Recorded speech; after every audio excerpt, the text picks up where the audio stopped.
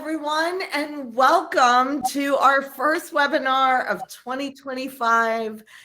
And it is entitled, Not Just Another Training, 5 Unexpected Ways to Build Soft Skills That Stick. I have to say, this feels like old home week to me. I was looking at all the names as people were coming in or as you were registering for the webinar, and just people that I know and really am excited to know and have friendships with and work relationships with from all over the place. And it's just what a treat it is to have you here. Okay, so let's just dive in. Why are we even doing a webinar on soft skills, or what I love Simon Sinek's definition is human skills, because that's really what we're talking about here is human connection. And that's really what red carpet learning is all about. And so just to hit you with some stats here, employees with strong soft skills exhibit 23% higher engagement levels, leading to a 41% reduction in absenteeism and a 59% lower turnover rate. I think that's so critical. And that's even just talking about employees themselves. I would suspect that if you have people with supervisory levels or leadership levels and they have strong soft skills, that's going to improve retention even more. Stanford and Carnegie in 2023, 75% of job success is tied to soft skills. Gallup in 2024, 71% of employees say that they are more loyal to companies when they feel seen, heard, and valued. And that's all about those human connection soft skills. 85% of career success comes from having well-developed soft skills and people skills. Hard, quote unquote, hard skills, including technical skills and knowledge, only make up 15% of career success. And that research that was done by all of these three, Harvard University, the Carnegie Foundation, and Stanford Research Center.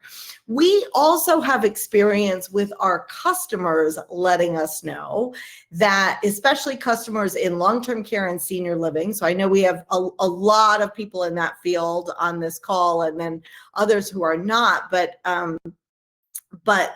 when you have state survey come in, we have customers who are calling us and letting us know that they're getting deficiencies in their state survey because of lack of soft skills development in their staff, and specifically how their team members are talking with family members of their residents and being able to gracefully handle situations.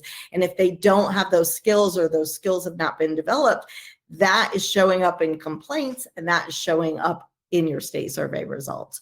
An analysis of 7 million patient reviews found that over 52% of patients prioritize qualities like compassion, comfort, patience, personality, and bedside manner in their healthcare providers by Stanford Medicine. And then St. George's University study found that good bedside manner fosters trust, leading patients to be more open about their health concerns, which then can result in more accurate diagnoses and effective treatment plans. So actual clinical outcomes due to better soft skills.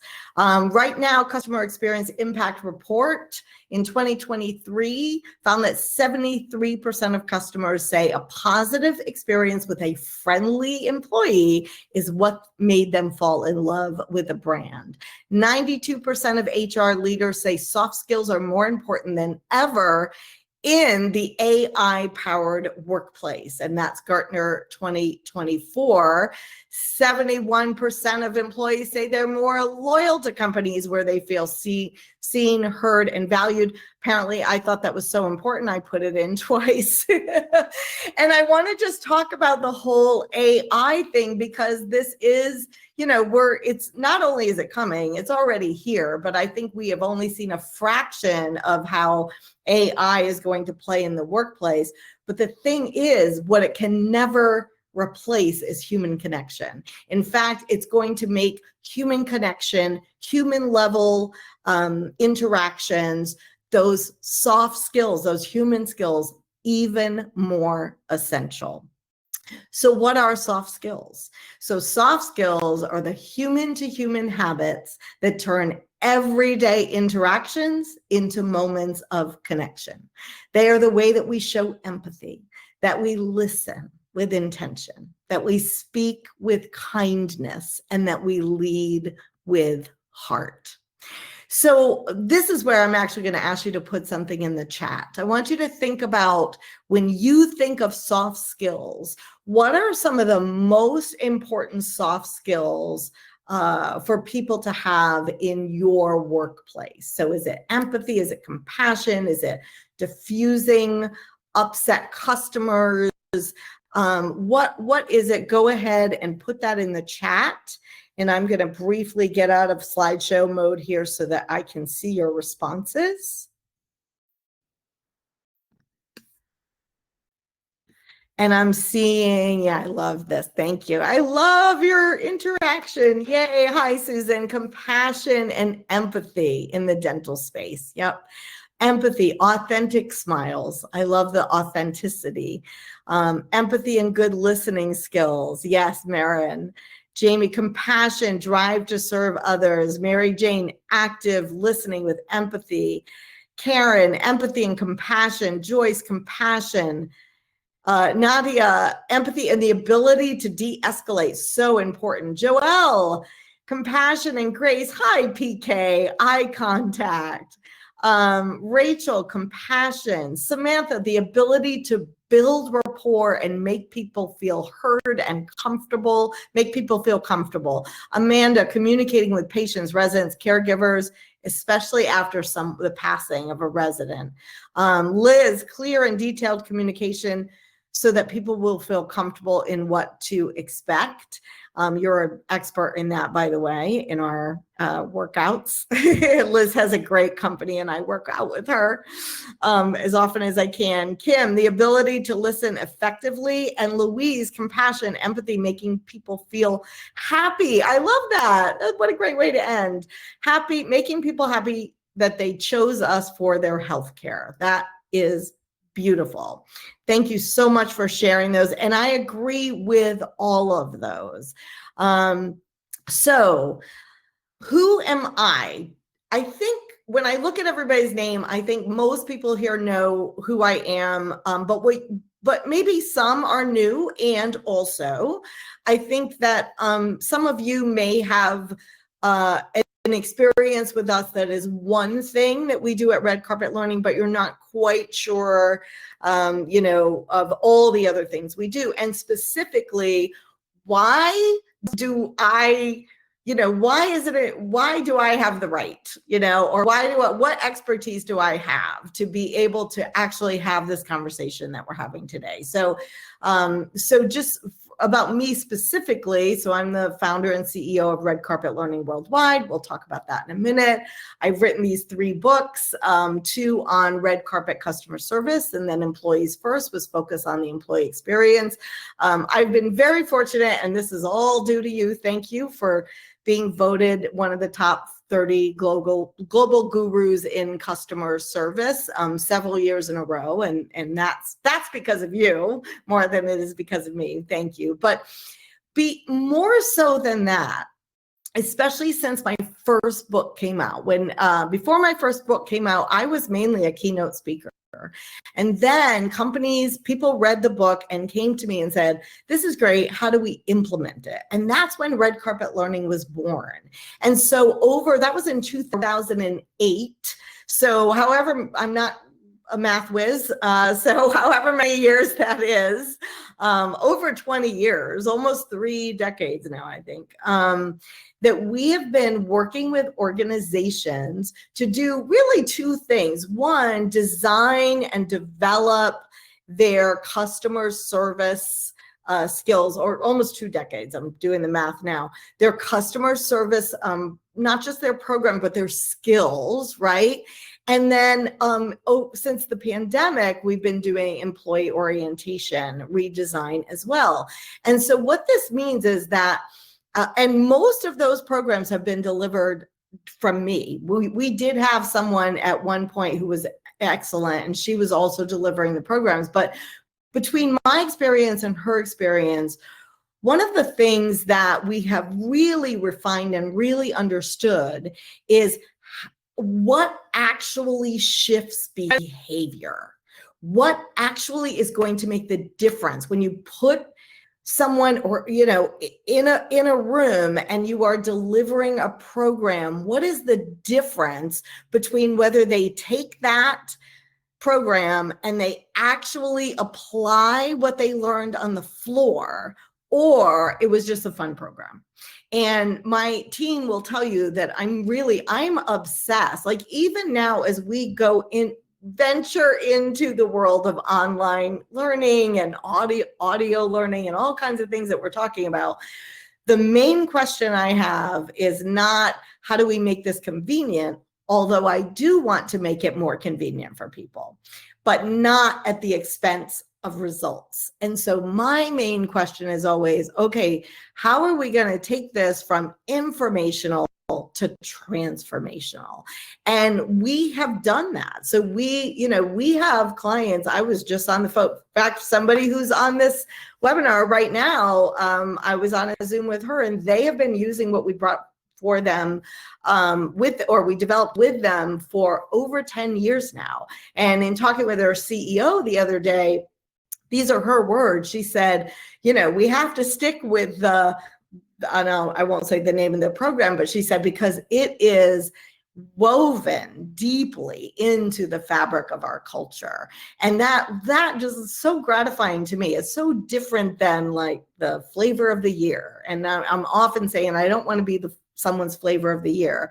And the reason that we aren't often, most of the time, unless someone really does not follow through on what we say, we are not the flavor of the year. We've got people still doing what we brought to them like 7 years, 8 years, 10 years later, and still getting results from it, is because of our focus on actual behavior change. It is because of the process. It is because of all the things that I am going to teach you in this webinar today. So I'm going to basically open it up and just let you know that this is, if you really want to have that behavior change, really develop people's soft skills, then these are some of the things that you can do. And I'm not just saying this from some data I found on AI or the internet. I'm saying this from our own experience. We want you to be able to deliver a soft skills learning and development experience that is not informational, but transformational.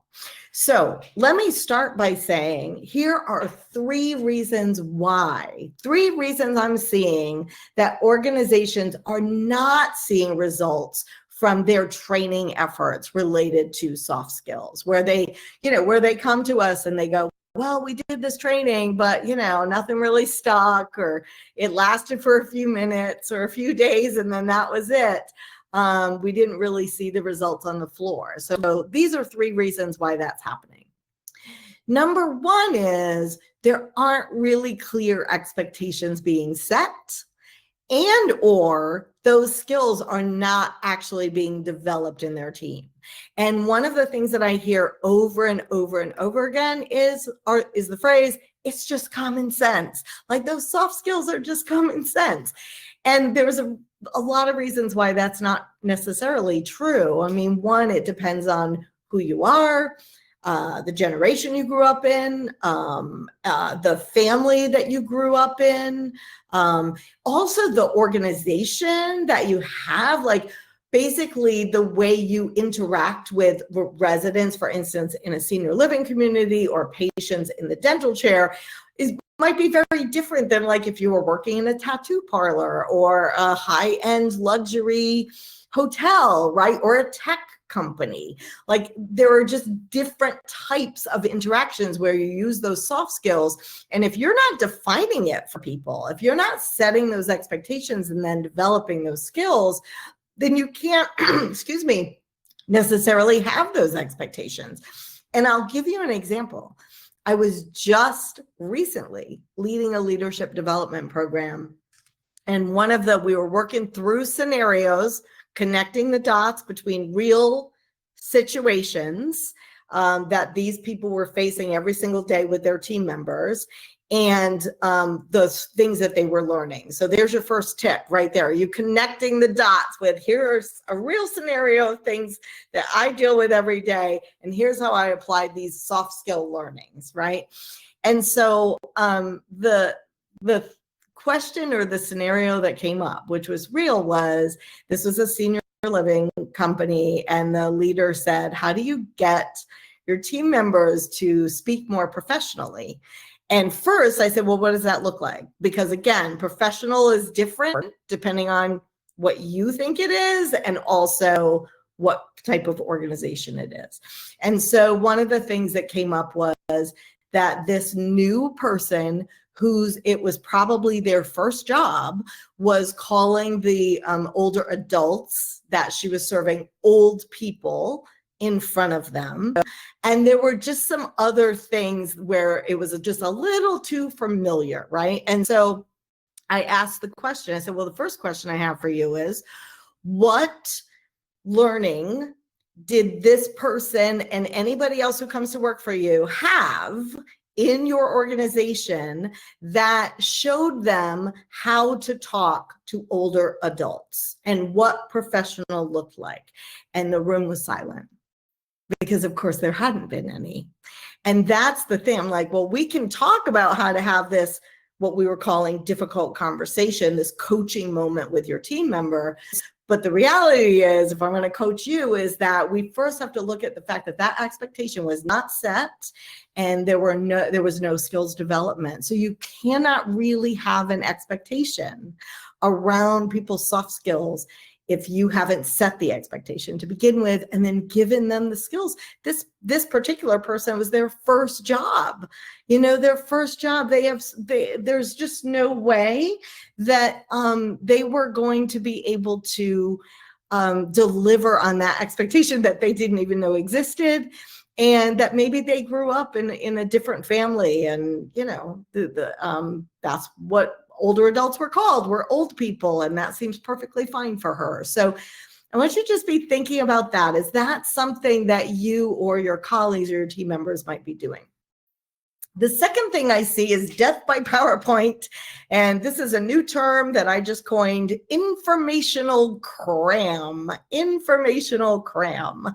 So oftentimes when people hire us, or they're talking about hiring us to deliver, design their customer service training, one of the things that I will do is say, well, what have you tried in the past? And so they will send me their customer service training. They say, we rolled this out last year, and nothing really happened as a result of it. I mean, everybody liked the training, but we didn't really see the behavior change.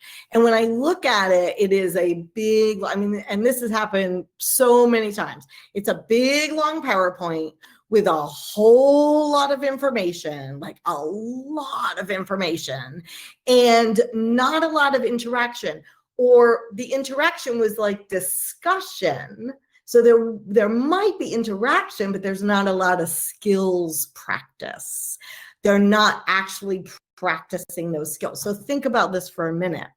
If you have team members who are faced with upset customers on a regular basis, have you given them a safe space to walk through how to handle that and practice those skills before they're faced with that situation?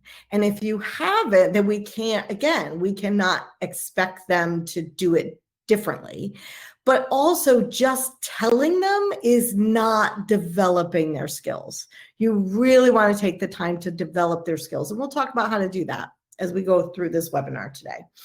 And then the third thing that I see is one and done training. So lack of reinforcement. Like even if it's when we go in, if we go in and we do the training and they roll out the training and it is all received, but nothing happens as a result of that. There's no follow-up. It's not talked about. And I can think of a client right now where I went in personally and delivered all of their customer service training training, but then the leaders were not following up on it and the managers were not following up on it. And there was no talk about anything that was learned in the training actually on the floor. Then you're not going to see the behavior change. It all kind of works together. So developing soft skills in your team is a marathon. People I hear me say this all the time. It's a marathon. It's not a sprint. It's not a one and done training program, but it's a consistent conversation that becomes part of your culture. And so I'm going to stop here before we get into the 5 unexpected ways that you can develop those soft skills in your team members, and just ask Connie, are there any questions that are coming up on the back of that? No questions. Okay, good. Hopefully that means I'm answering them all in the PowerPoint, or in the webinar. Okay, so here are 5 unexpected ways. The first one is what we just talked about, and that is to set expectations and develop skills. So really, when you think about the soft skills in your organization and all of those things, compassion, empathy. And I want to just address something right here. We also tend to think, when you go back to it being common sense, I think we tend to think that people either have it or they don't.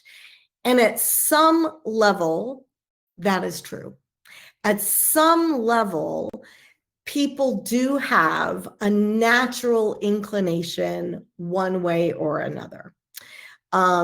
However, it does not mean that if they don't have that natural inclination, that there aren't skills that they can learn to diffuse upset customers, to make people feel welcome. Everybody can do that. And if it is their natural inclination, it still doesn't mean that they understand specifically how to do that in your organization. So for instance, that young person that I was saying who, she actually, when we started talking about, well, what does she bring to the table? What's positive?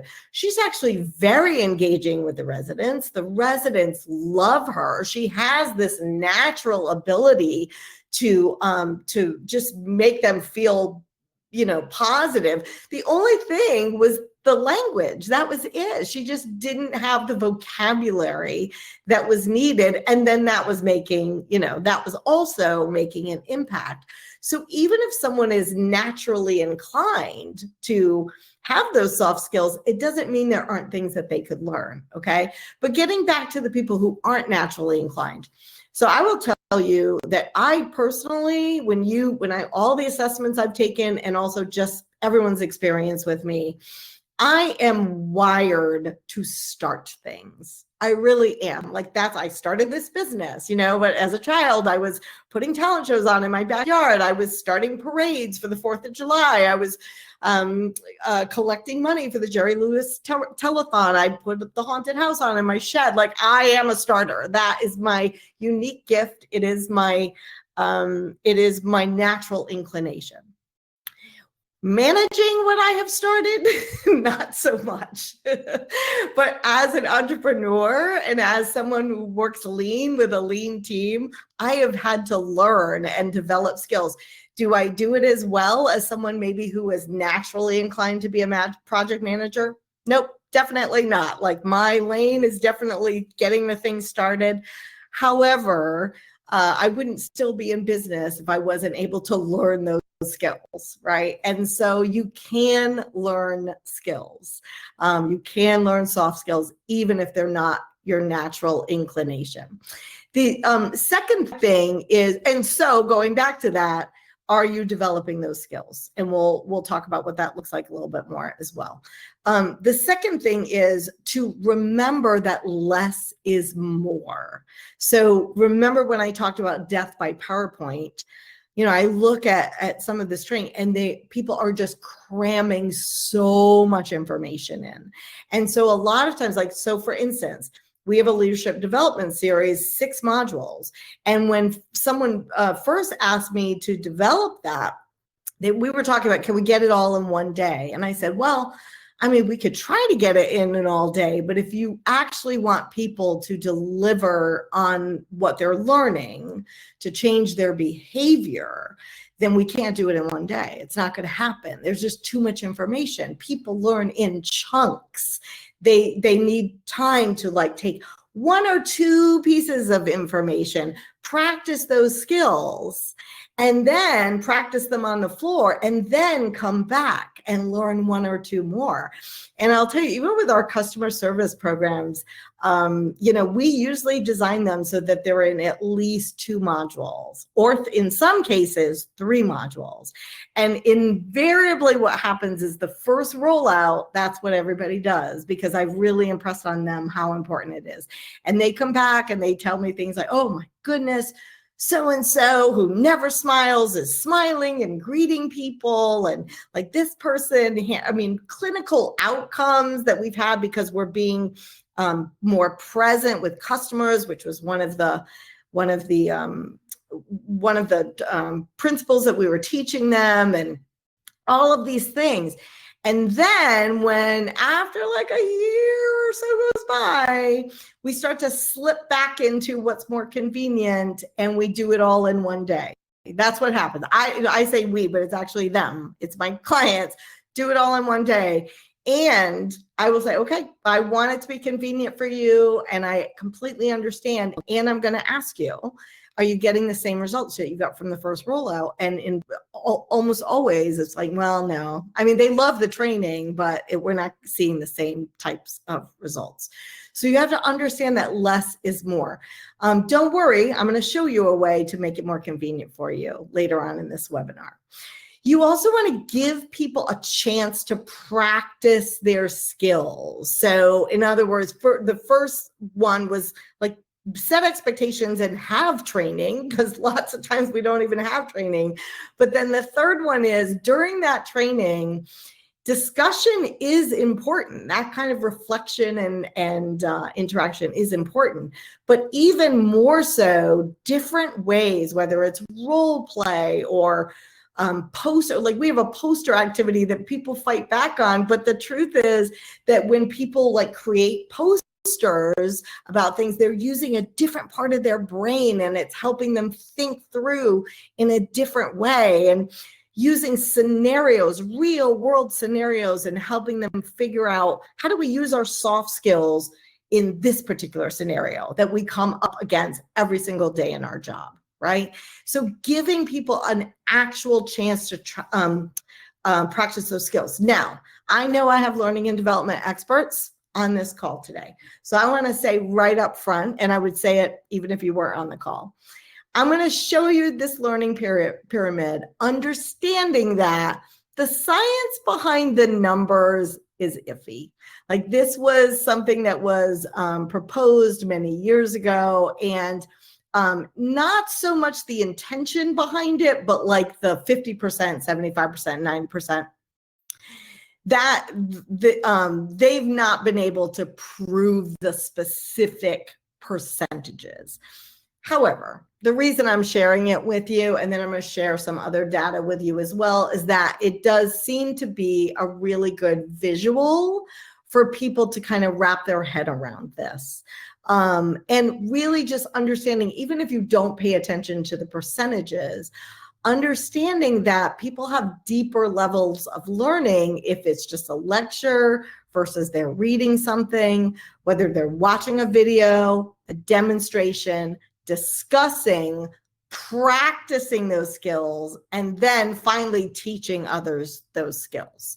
And honestly, I don't know about the science behind the percentages, but what I know from doing Train the Trainers and the way that we design our training is that it is that discussion, practice, and teaching others that makes a big difference in why people are doing the behaviors on the floor. But here are some other studies that are perhaps, here's another one that is perhaps a little more accurate. So a study published in the Journal of Applied Behavior Analysis demonstrated that behavioral skills training, which included instruction, modeling, rehearsal, and feedback, led to substantial improvements in staff performance. Specifically, staff members who received BST, behavioral skills training, showed marked enhancements in implementing behavioral interventions with higher accuracy and consistency compared to those who did not.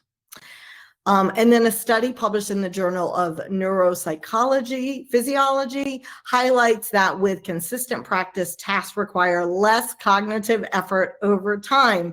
Somebody asked me that the other day. We were doing a whole thing on appreciative inquiry, and they were like, this takes a long time. What if we only have, a minute for this conversation? And what I said was, it's taking a long time now because it's new and you're practicing it. It's a new skill, but the more you practice it, the less effort it's going to take over time. Just like an instrument, just like learning your lines and practicing a play, just like learning a new sport, whatever, anything that you learn new, it's clunky, it takes a lot of time in the beginning, and then it becomes effortless. And then the fourth way is to create reflective space. So that is where that discussion comes in. That is like asking people questions and giving them time to reflect on those situations where they use their soft skills or not, every single day, and learning from other people and hearing their experiences and hearing their perspective as well. And then finally, layer the learning. So this is actually a picture of a kickoff that I was doing for one of our customer service training. And I'm actually speaking to the leaders of this organization and saying, again, this is not a one and done training. Like, we're going to roll out the training, but it's what you do after the fact that is going to make the difference on whether this is a long-term sustainable behavior change or, just the flavor of the year. So you want to layer that learning. And then going back to, like, when we took our leadership training, we broke it into 6 modules. Module 1, they have homework, and then they come back and we talk about the homework from module 1, and then we add on a layer, which is module 2, and then they have homework, and then they come back and they talk about their homework from module 2, and then we add on a layer of module 3. And this is what, really, in this particular thing, like departments who were not fully staffed at the beginning of those 6 modules and really stressed out, and their staff was stressed out, coming to me and telling me, exactly what they learned in those 6 modules, because now they are fully staffed and their staff is so happy and they're a lot less stressed than when I first met them. So we're going to just launch the other poll, and that is right now, just with everything that you just learned, everything that you just heard me say, is can you determine kind of where you are on soft skills development? And I'm going to, so I can see the poll, I'm going to come back. And did we launch that poll? Yeah. So, and I think it says, we're rocking it. I can't actually see what the poll says. So I think it says we're rocking it. We're doing well, but we have somewhere to go. We're not, we really have a lot of ways to go, or we Results, Donna. do anything. Here results. Thank you. Is it time? Okay. Here we You'll go. see. There we go. Okay. So, this is good. Self-reflection. Nobody feels like they're rocking it. There are some people who feel like they're doing pretty well, but room for improvement. Lots of improvement, 40%. And then we don't have a soft skills development program, 43%. And I'm seeing these percentages change in real time. So I'm going to go ahead and publish those results right now. Awesome. Okay, well, this is good. This is great, because my next question for you is, what if you could do all of this in 15 minutes a week or less? And that is, I think I've mentioned the word convenience a few times. And that is another one of those questions. Like, my first question is always, how do we get them results? But my second question is, how do we make this more convenient for them? And still get the results. Like, I don't want to sacrifice results for convenience. And so a couple of years, it wasn't even last year, it was a few years ago, we launched a program called 52 Weeks of Customer Service. And it was with Jesse, who's no longer working with us now, but me and Jesse, and we did these videos on specific customer service topics, and there was a PDF. I'm going to explain kind of how it works in just a minute. And actually it was going well. We have some people who bought into the program.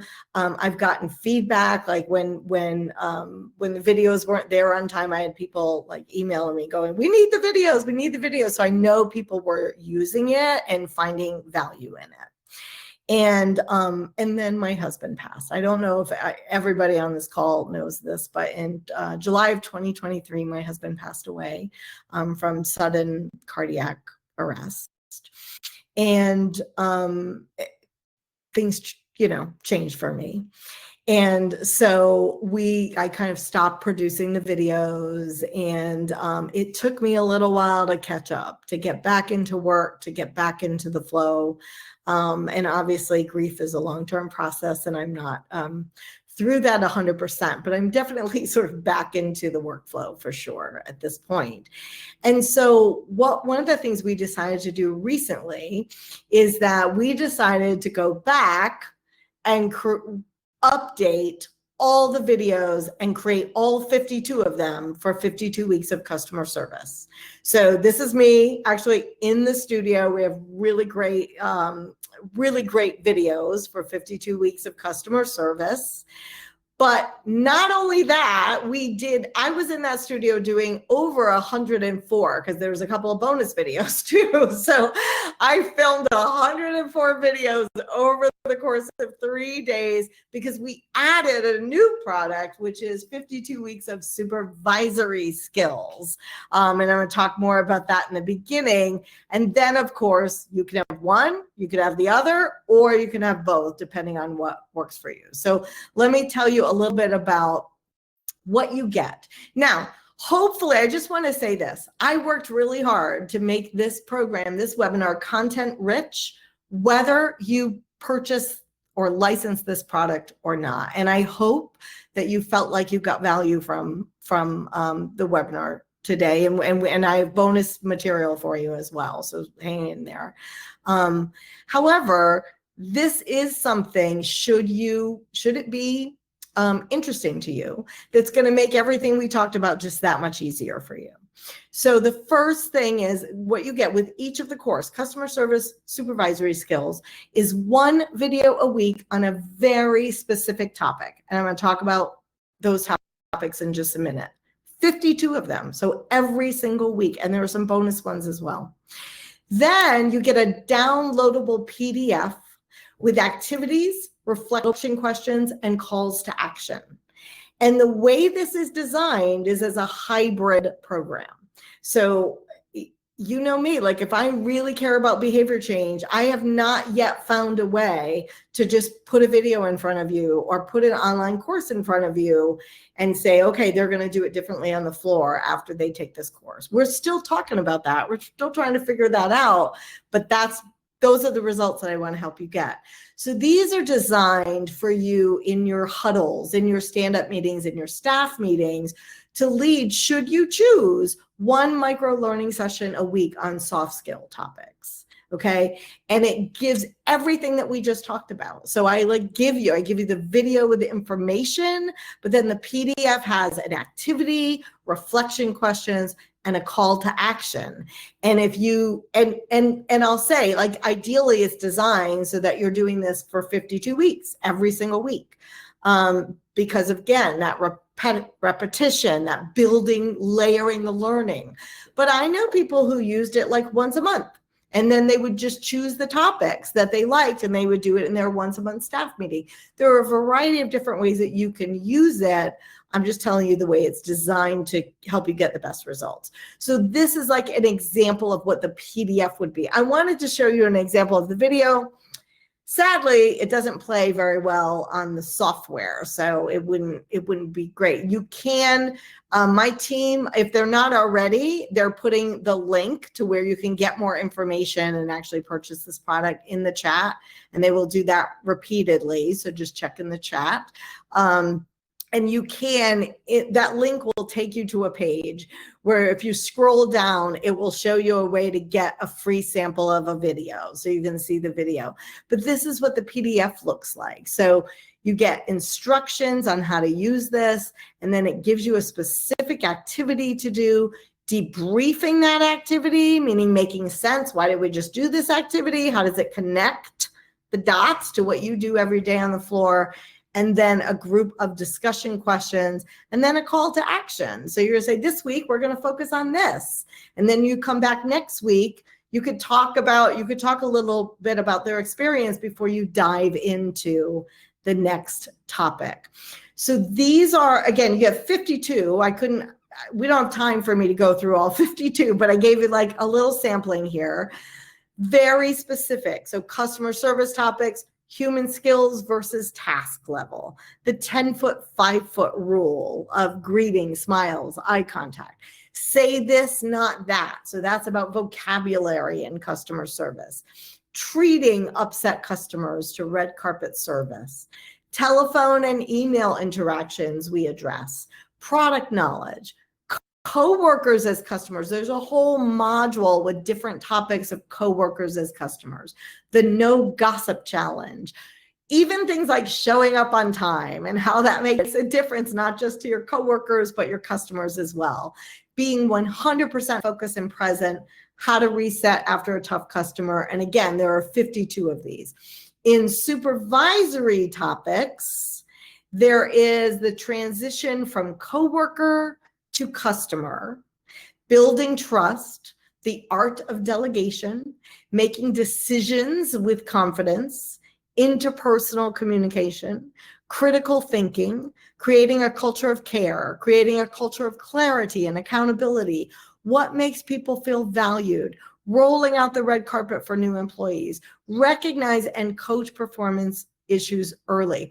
So, and I'm going to ask you, just put this in chat and I'll look a little bit later, but like, has your company, in your company, have you ever promoted someone into a supervisory position who is really great at their job, but they don't necessarily have great leadership skills? And you know, it's in my experience, a lot of companies don't take the time to develop those soft skills, those human skills, those leadership skills in their supervisors. And here's the thing, that kind of thing, the lack of spending the time and to develop these skills in people is actually costing you so much in productivity, so much in money, because you're fighting fires as opposed to having a team that is all on the same page and really understanding how to have those human interactions with coworkers, customers, and their team members. And so here's the bottom line. This is what it costs. So if you're on this webinar or watching the recording, so let me just stop by saying we're officially launching this on May 12th. So on May 12th, all 52 videos for both courses will be up. Most of them are up now. All 52 PDFs, we will have the course ready to go, and it's not going to be a drip. That was some of the feedback I got, is that people didn't want to get it every week. They wanted to be able to look at all the topics and pick and choose what topics they wanted to show when. So we took that feedback, and we're gonna have all the videos, all the PDFs available to you right away. If you're on this webinar or watching the recording, then before May 11th or through May 11th, 2025, it'll be for one login. I'm going to explain that in a minute too. $1,097 annually for one login. Now, you should, if you're using it the way it's designed, you should only need one login, because the idea is that you're going to show this like in a huddle or in a staff meeting or something and actually do the exercises. Okay. There are other ways you can use it, and I'll talk about that in a minute. On May 12th, the price that's going to be on the website and the price that will take place on May 12th is $14.97 annually for one login. So that means that, and this is per course. So that means 52 weeks of customer service, $10.97 until May 11th, 52 weeks of supervisory skills, $10.97 until May 11th, or both at $2,194 until May 11th. That's a savings of $400 and $800 if you buy both courses annually. Now, there are other possibilities, but that's not what we're encouraging you to do today, okay? Other possibilities are you might want multiple logins so that people, you can look at the videos on their own and then come to the discussion. We've had people ask about that, and we can do that. It is a different pricing model. Okay. And then also it can be white labeled. So if you don't like the red carpet stuff, but you want to have it like on Relias or on your own platform with your logo, we can do that. That's an additional pricing model. And then also we can custom design one just for you. So we had a children's hospital we were working with. I went in the studio and I did 52 videos and PDFs about their core values. And so that, again, that's a whole other pricing model. But for now, the only thing we're encouraging you to do, if this feels like a fit for you and your organization, is that we're encouraging you to try it. Try the one login at the rate of $1,097 annually. And it's for the whole year, but that deal is only available until through May 11th, 2025. So when you log into the link that my team is putting into the chat, then this is the page that you will see. And if you scroll down, it'll give you all the information about it. There's even a link at the top here where you could just click and it will take you right to where you could buy. But if you want to scroll down, it'll give you more information. And also you'll see where you could put your information in to get the free video, just so you can see what those look like. Now, I do want to say, if you invested in the first version, and I know there are some of you on this webinar that did, do not buy this product and watch for an email from me. You have already bought the product. Don't go ahead and buy it again. Okay, so I just want you to know that. But I do also want to give a bonus for those of you who are thinking about it, that the first 7 people to purchase the program, either one of them or both of them, will get a free 1-hour virtual Q&A with me for your leadership team. So here's what that looks like. I'm going to give you, for the first 7 people, I'm going to give you 3 dates. And you can pick a slot with time slots. You can pick a slot out of those 3 dates, and then I'll show up virtually. You will send me questions in advance. It could be about the program. It could be about customer service. It could be about employee retention. It could be about anything that I have expertise in. Don't ask me about time management, not my forte. But you send the questions in advance, and then basically someone in your company interviews me. We've done this before. It's always been a big hit. So you interview me using those questions. I will answer the questions, then we'll open the floor to other questions. It'll be 1 hour virtual, very convenient. And you're going to, I usually charge for that, but you will get it for free if you're one of the first 7 people to invest in this. And then just in turn, I'm going to stop right here and ask Connie, do we have any questions or anything in chat that I should be looking at? No questions. Okay. I love this. Oh, thank you, Mary Jane. I love this 52-week format. Donna, have mentioned it to one of my clients and will forward this to them. Yeah, for reinforcement. And I'm looking at your comments here. Thank you, Connie, for putting this in the chat as well.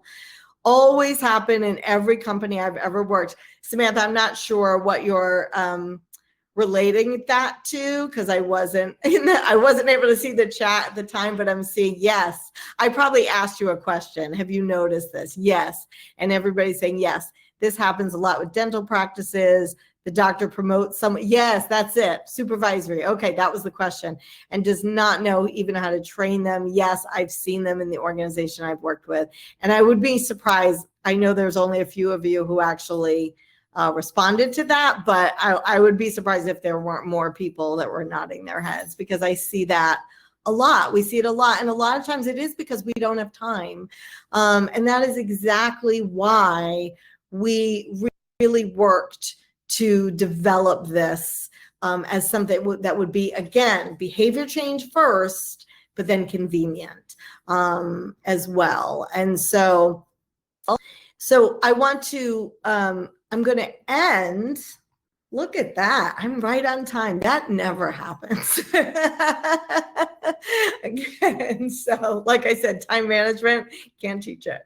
I'm just going to end with a couple of other things. One is that the bonus thing is to make it fun.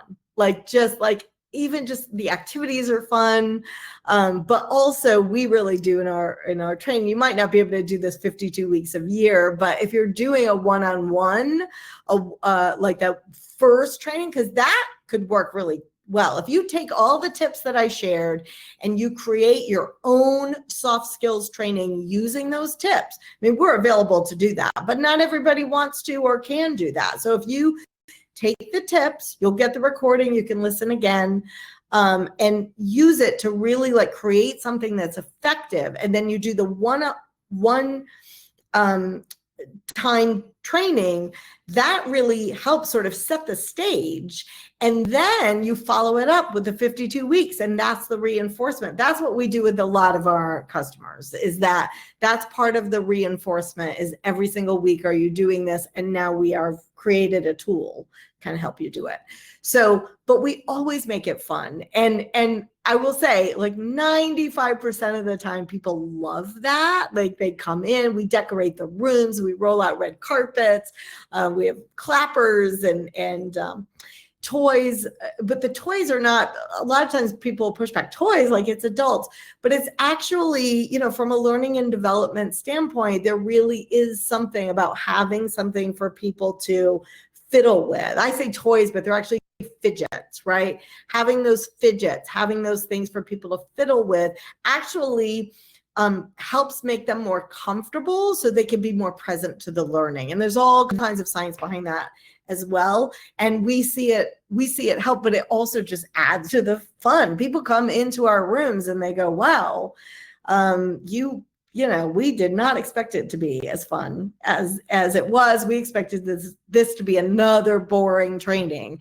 But when people are having a good time, when they're laughing, they're learning.